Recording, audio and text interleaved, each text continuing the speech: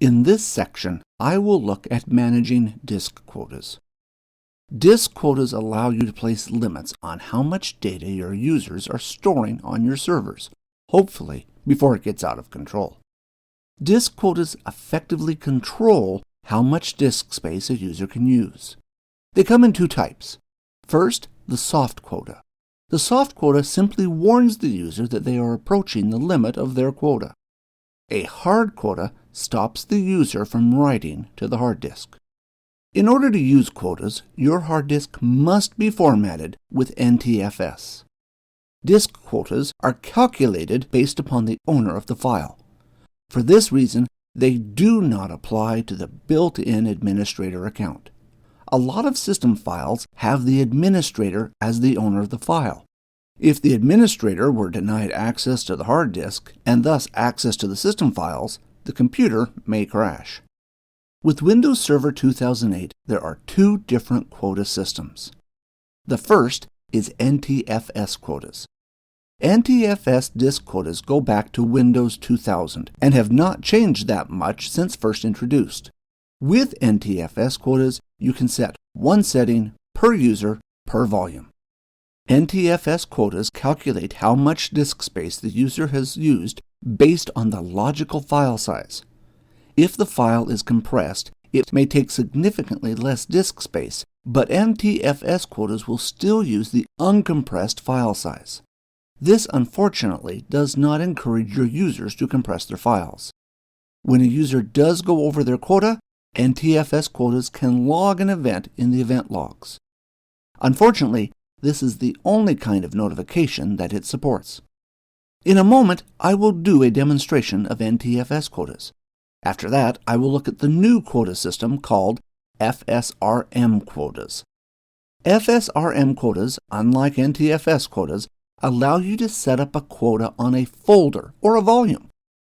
FSRM quotas work on actual disk space rather than file sizes. This means that if a user were to compress a file, the quota would be calculated from the compressed size, not the original size. Finally, I will be looking at how you can configure quotas using group policy. To start off with, let's have a look at how to configure NTFS quotas. To start using NTFS quotas, open Windows Explorer, select the hard drive for which you want to enable quotas, and then open Properties for that hard drive and select the tab Quota. To enable quota management, all you need to do is tick the tick box Enable Quota Management. This, by itself, will not stop users from exceeding their quotas. In order to enforce quotas, you need to tick the tick box Deny disk space to users exceeding quota limit. Once the quota is reached, the user will no longer be able to write to the hard disk. If you are putting quotas on a hard disk that is already in use, it is not wise to deny users access to the hard disk right away. It is best to give users that are over their quota limit a warning message and give them time to reduce their disk space. When making the choice to switch this option on or off, take time to think about the data that is being stored on the drive. If you are running mission-critical systems on this hard disk, think about what will happen to those systems if the user is suddenly denied write access to the drive. The next option may seem a little strange at first. Why would you want to enable quotas and then set the option Do Not Limit Disk Usage? This option refers to the default actions that will be applied when you enable quotas. If you only want to place quotas on selected users, you could leave this option set to Do Not Limit Disk Usage. We'll see in a moment when you can set up an individual quota for users you want to limit. The description above this option, Select the default quota limit for new users on this volume, I think is a little misleading. When you enable quota management, all existing users on the hard drive become new users, and any new users after that also are considered new users. So basically, this covers everybody. Don't let the description fool you. Just think of it as the default settings. In this particular case, I will limit disk space to 1 GB and set a warning level at 750 megabytes. Notice also I have 2 tick boxes for logging. The first will log an event when a user exceeds their quota limit, and the second will log an event when a user exceeds their warning level. Finally, if you want more control over quotas, you can select the button Quota Entries. In here, you can set quotas for individual users. For example, if I add the CEO in here, I can make sure they do not have any quota limits set. I am sure in your company you will have some users that you will need to disable quotas for. Also remember, you can change the limits in here for any user you want, either up or down. Notice that by default, there is an entry for the built-in administrators group. It is important to leave this entry in here because a lot of processes and services run as the administrator. If the administrator were suddenly denied access to the hard disk, especially on the system or boot drive, the system could potentially crash. Notice also you have some statistics telling you how much data is in use. If I go into the quota menu, you can export and import quotas. This makes it a little bit easier to transfer settings between computers. However, if you have a lot of computers to set up, you are going to want to use group policy. This concludes NTFS quotas. Now let's have a look at FSRM quotas. FSRM quotas are a component of File Server Resource Manager. The biggest difference between FSRM quotas and the Windows Explorer quotas is that FSRM quotas can be applied on the folder level. You can also apply the quota on the root directory of a volume and thus give you volume-wide quotas like NTFS quotas. To make administration easier, FSRM quotas allow you to create templates. Templates allow you to copy existing template settings to new quotas. If your quota is based on a template, changing the original template will change all quotas that use that template. FSRM quotas also allow notifications via emails, logging events in the event logs, generating storage reports, and can even run a command. FSRM is a little bit more complicated than NTFS quotas, but once you start using it, you will find it very versatile. Let's now look at how to configure FSRM quotas. To start using FSRM quotas, you first need to install them. FSRM quotas are part of the File Services role. To install them, run Server Manager, and then from Server Manager, select Roles, and then select the option Add Roles. From the list of roles, select the File Services role. The file server component is selected by default, and on most file servers, you are probably going to want to install it.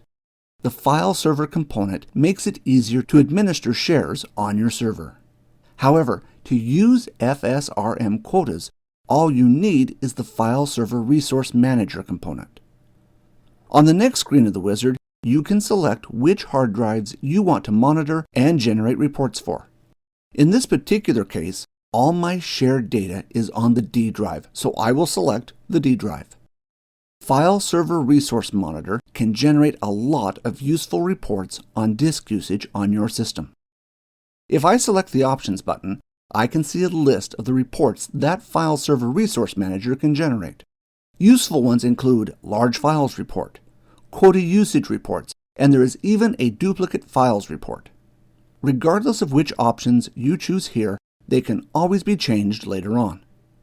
On the next screen of the wizard, I can choose where to store the storage reports. You can also have the reports emailed to you. I will just accept the defaults and move on. Once I press Install, FSRM quotas will be installed. The install itself only takes a minute or so. Once complete, I can access FSRM quotas from Server Manager. To access quota management, expand through Roles, File Services, Share and Storage Management, File Server Resource Management, and finally, Quota Management. To create a new quota, all I need to do is right-click and select Create Quota. For the quota part, I just need to set a folder where I want quotas to apply. In this case, I'll select Browse and browse to D drive, Department Data. The default option, Create Quota on Path, will apply the quota to all files and folders under that path. This means that all users that use the department shares will be subject to this quota. The second option, Auto Apply Template and Create Quotas on Existing and the Subfolders, will automatically apply an individual quota to any existing subfolders or any new subfolders created. To illustrate this better, I will change the quota path to User Homes. Now each user folder that is created under User Homes will automatically have this quota applied to that subfolder. This is a good choice when you are using roaming profiles. For example, just say a user logged on to a terminal server and terminal services for whatever reason could not access the user's existing profile. This is not uncommon when you are using a shared login, which may have multiple people logged on at the same time with the same username and password. With this option set, each different user that logs on with the same username and password gets their own folder with their own quota setting. If you were to select the first option in this scenario, then all users that logged on to terminal services with the same username and password would share one set of quota settings. Next, I can derive the quota setting from an existing template. Using a template means that if you later change the settings, all quotas that use that template will also be changed. Using templates will save you some administration headaches. You can also customize the settings. In order to customize the settings, I need to go back up and select the first option, Create Quota on Path. Once set, I can now press the Customize Properties button.